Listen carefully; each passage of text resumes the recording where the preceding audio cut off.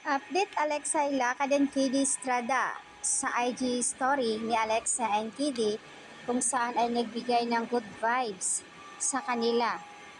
At dito ay ipinost na nga sa Twitter. Nagpapasalamat ang mga fans ng Kidilex dahil may update ang Kidilex sa kanilang IG at dito rin sa Twitter.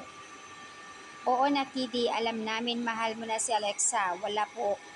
Wala pa pong pilas sa kanya, gets na namin. Pero thank you so much sa pag-update nyo. May pa-good vibes pa kayo sa labi nyo.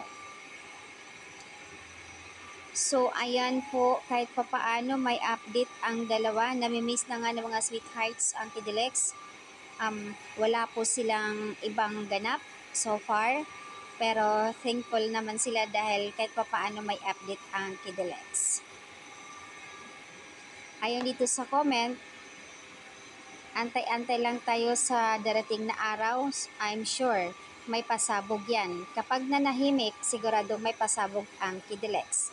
So, abangers yan, ayon dito. Nanahimik ang idol namin. We love you so much, Kidilex, ayon sa mga sweethearts. Nandito pa rin kami, all the way support para sa inyo.